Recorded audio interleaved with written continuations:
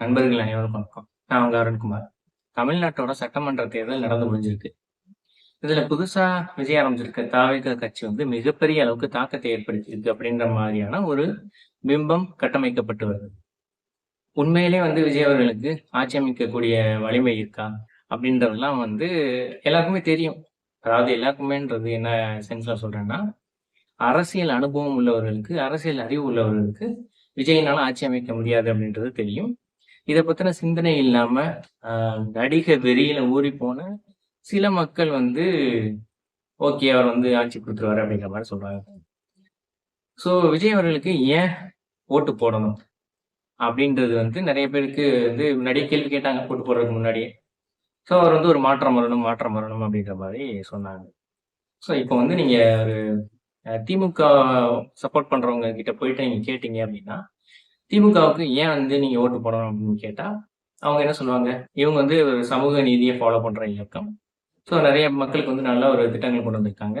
இந்த தமிழ்நாட்டோட வளர்ச்சிக்கு மிகப்பெரிய அளவுக்கு பல திட்டங்கள கொண்டு வந்திருக்காங்க. அதுல வந்து நம்ம என்னென்ன சொல்லலாம் அப்டின்னா, ஸோ வந்து தொழிற்சாலைகள் அதிகமா கொண்டு வந்ததாகட்டும், விவசாயிகளுக்கு வந்து மின்சாரம் குடுத்ததாகட்டும், இலவச மின்சாரம் குடுத்ததாகட்டும், வந்து ஒரு 1 கிலோ அரிசி வந்து ரூ. 1 குடுத்ததாகட்டும், அப்புறம் வந்து கை ரிக்ஷாக்கள ஒழிச்சு சைக்கிள் ரிக்ஷாக்கள குடுத்ததாகட்டும், அதுக்கப்புறம் வந்து குடிசை மாற்று வாரியம் அமைச்சதாகட்டும், இந்த மாரி வந்து பல்வேறு விஷயங்கள நம்ம சொல்லிட்டே போலாம். அதுக்கு வந்து நமக்கு நாள் பத்தாது.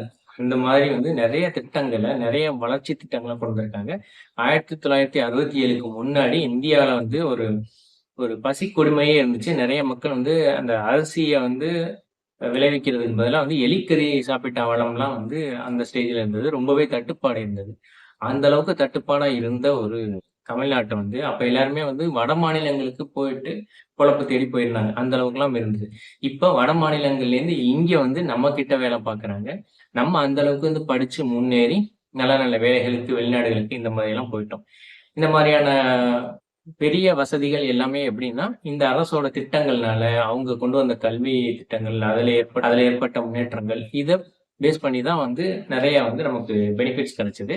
அதனால நான் வந்து திமுகவ சப்போர்ட் பண்றேன். அது போக வந்துட்டு இப்ப வந்து மதவாதம்ன்றது ஒரு மிகப்பெரிய பிரச்சனையா இருக்கு.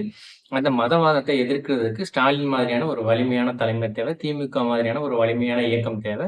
காங்கிரஸ் கூட அந்த அளவுக்கு வந்து இப்ப வலிமையா இருக்கிற மாரி தெரியல. இந்த நேரத்துல மாநில கட்சிகள் வந்து வலுப்பெறுறது முக்கியம். அதுலயும் வந்து ரொம்ப வருஷம் அனுபவம் வாய்ந்த திமுக வந்து மறுபடியும் ஆட்சிக்கு வந்தா தான், அவங்க வந்து இந்தியா முழுக்க இந்த ஒரு சிறப்பான ஆட்சி திட்டம் அப்படின்ற ஒரு அஜெண்டாவ வந்து இந்தியா முழுக்க பரவச் செஞ்சு, அவங்களும் வந்து மற்ற மாநிலங்களையும் மாநில கட்சிகள வலுப்பெற செஞ்சு இந்தியா வந்து ஒரு மாநிலங்களின் வந்து கூட்டாட்சி தான் அப்படின்றத வந்து உணர்த்துவாங்க. ஸோ இந்த மாரியான பெனிஃபிட்ஸ்லாம் இருக்கு. நெறைய விஷயங்கள் இந்த மாரி சிஏஏ வந்து எதிர்ப்பு, அதேபோல வந்து இப்ப வந்து டீலிமிட்டேஷன் அப்படின்ற பேர்ல வந்து ஒரு மகளிர் மசோதா இது 2யும் சேர்த்து வந்து ஒண்ணா மெர்ஜ் பண்ணி, பசுந்தோல் போர்த்திய புலின்ற மாரி வந்து ஒரு சட்டம் வந்து கொண்டு வந்தாங்க. அத வந்து தோற்கடிச்சாங்க.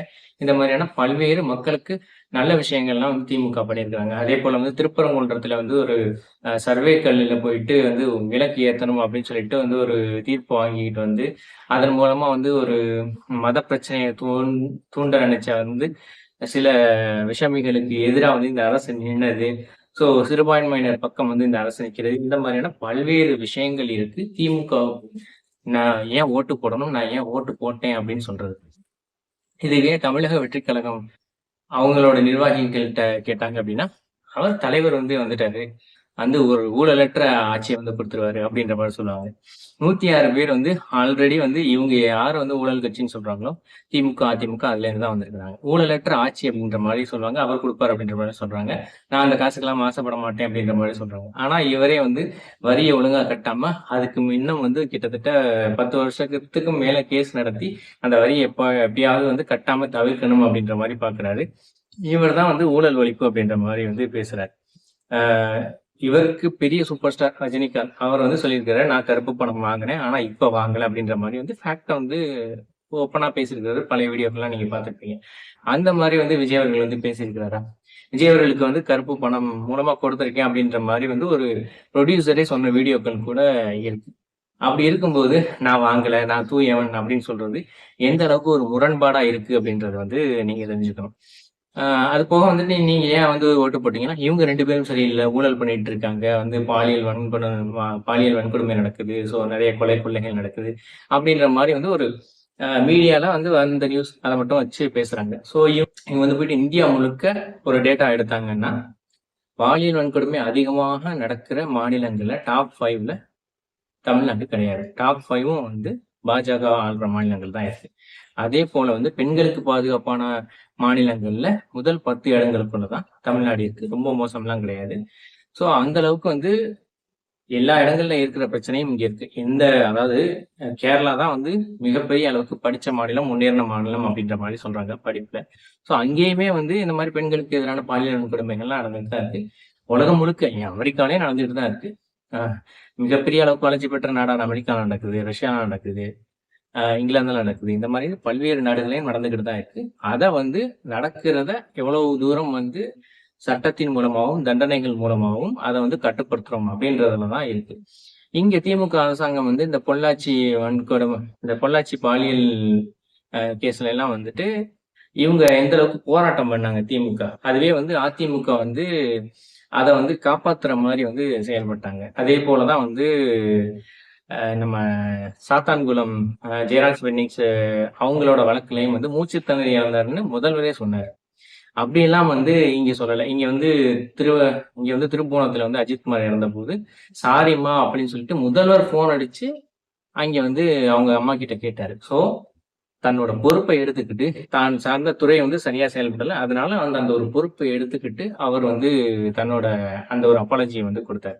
ஸோ இந்த அளவுக்கு வந்து அதே மாரி வந்து அண்ணா பல்கலைக்கழகம் அந்த வந்து பாலியல் வன்கொடுமையிலயும் வந்து உறுப்பினர் அப்படின்ற மாரி சொல்றாங்க. அதுக்காகலாம் வந்துட்டு அவங்க வந்து பாரபட்சம்லாம் பார்க்கல. அவர் மேல நடவடிக்கை எடுத்து, ஸோ வந்து அவருக்கு இப்ப தண்டனையே வாங்கி குடுத்துட்டாங்க. அந்த அளவுக்கு வந்து விரைவா செயல்படுது. அதே மாரி சாத்தான்குளம் கேஸ்லயும் வந்து தண்டனை வாங்கி குடுத்துருக்காங்க. இந்த அளவுக்கு எல்லா பிரச்சனைகள்லயுமே வந்து துரிதமான நடவடிக்கைகள் எடுக்குறாங்க. ஸோ அந்த ஒரு விஷயத்தினால இந்த ஒரு அரசாங்கம் தொடரணும் அப்படின்ற மாரி நான் சொல்றேன். இதுவே தமிழக வெற்றிக் கழகம் நிர்வாகிகள்ட்ட நீங்க கேட்டீங்கன்னா, கடைசியா வந்து திரும்ப என்ன சொல்லுவாங்க? ஊழல் ஒழிப்பு, ஊழல் ஒழிப்பு, ஊழல் ஒழிப்பு இதுதான் சொல்லுவாங்க. இவங்க 2 பேரும் வந்துட்டாங்களே, விஜய் ஒரு தடவ தான் வரட்டுமே அப்படின்ற மாரி சொல்லுவாங்க. விஜய் ஏன் வரணும்? விஜய்க்கு என்ன வர்றதுக்கான ஒரு அறிவு இருக்கு அப்படின்றத பார்ப்பேன். சர்க்கார் படத்துல ஒரு விரல் புரட்சி பண்ணிட்டாரு இந்த ஒரு ஓட்டுக்காக அப்படின்றதுக்காக விஜய் வரணுமா? விஜய்க்கு என்ன தெளிவு இருக்கு? ஸோ ஒவ்வொரு விஷயத்த பத்தியும் சும்மா அப்படியே வந்து அப்படியே மனப்பாடம் பண்ணி இப்ப வந்து ஒப்புவிக்கிற ஒரு தகுதிய தவிர, வேற எந்த தகுதி இருக்கு? அப்படியே வந்து என்னன்னா, முன்னாடிலாம் வந்து ரீடேக் எடுத்து நடிப்பாரு. இப்ப வந்து ரீடேக் இல்லாம நடிக்கிறாரு. அவ்வளவுதான் விஷயம். ஸோ அவருக்கு அந்த புரிதலும் கிடையாது. களத்துல செயல்பாடும் கிடையாது. ஏன் பிரச்சாரமே வந்து எத்தன நாள் போனாரு? ஸோ அந்த அளவுக்கு வந்து ஒரு இன்ட்ரெஸ்ட்டே இல்லாத ஒரு நடிகருக்கு, நான் எதுக்கு வந்து என்னோட ஒரு நாட்டோட ஒரு முக்கியமான பதவிய தூக்கி குடுக்கணும் அப்படின்றது தான் என்னோட கேள்வி. அவர் வந்தா நல்லது செஞ்சுருவாரு. விஜய் வந்தா நல்லது செஞ்சுருவாரு. விஜய் வந்தா மாற்றம் வரும். ஏதாவது துறையில மாற்றம் வரும். இப்படின்னு எந்த ஒரு அடிப்படை அறிவுமே இல்லாம, ரொம்ப ஃபேவரட்டான ஆக்டர். அவர் வந்து கிறிஸ்டின் அதே மாரி அவர் வந்து என்னோட கேஸ்ட். இப்படின்லாம் வந்து நெனச்சு ஓட்டு போடுறவங்கள எல்லாம் என்ன சொல்றது அப்படின்றது தெரியல.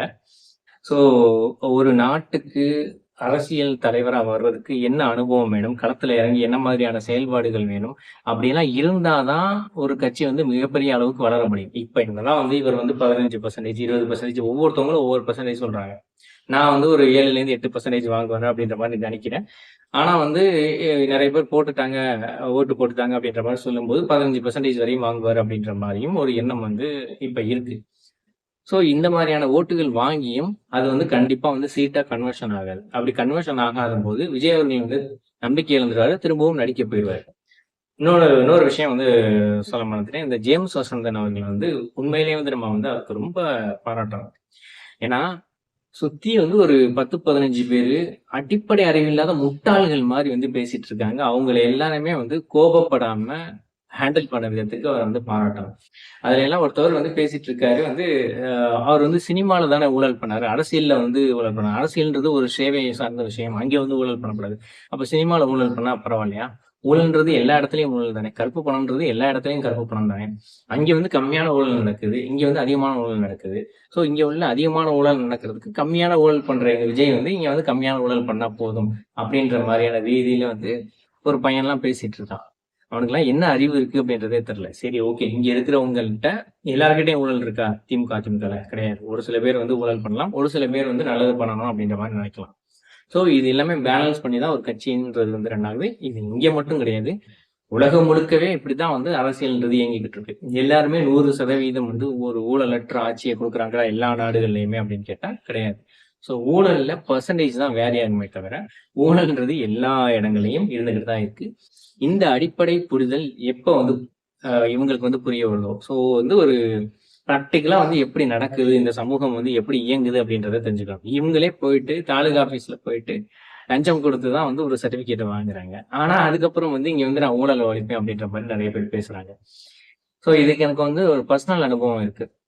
நான் வந்து 2016ல வந்து ஜெயலலிதா அவர்கள் முதலமைச்சரா இருந்த பீரியட்ல வந்து தாலுகா ஆபீஸ்க்கு வந்து ஆ 36 தடவ டெய்லி போனேன். ஒரு என்ஓசி சர்டிபிகேட் வாங்குறதுக்கு.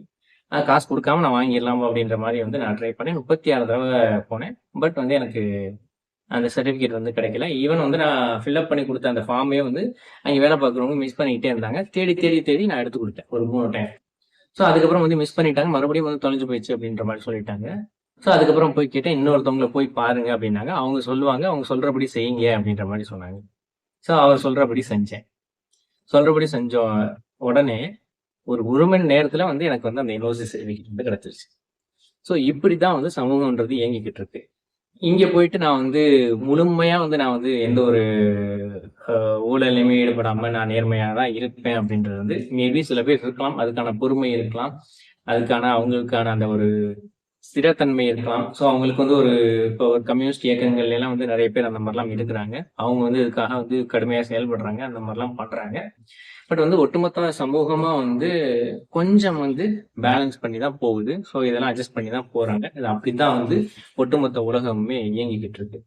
அத எந்த அளவுக்கு சரி பண்ணி எல்லாருமே நேர்மையா கொண்டு வரணும். இப்ப இந்த மாரி வந்து ஊழல் பண்ணி ஆட்சி செஞ்சுகிட்டு இருக்கவங்களையும் எவ்வளவு தூரம் நேர்மையா நம்ம கொண்டு வரணும். அததான் பார்க்கணும். ஸோ அவங்களுக்கு வந்து அதுல அனுபவம் இருக்கா? நம்ம வந்து இப்போ ரோடு போடுறாங்க அப்படின்னா, அந்த ரோடு வந்து பள்ளத்த தோண்டிட்டு அதுல வந்து ரோடு போடணும். ஆனா வந்து இவங்க வந்து அதையெல்லாம் செய்யாம இருக்கிற ரோடு மேலேயே வந்து மேல மேல மேல போட்டு அது வந்து ஒரு குவாலிட்டியாவும் போட மாட்டேன்றாங்க. அதனால வந்து இருக்கிற வீடுகள விட வந்து மேல வந்து அப்படியே தளம் வந்து உயர்ந்துருது. அதனால தண்ணீர் வந்து நம்ம வீட்டுக்குள்ள வருது.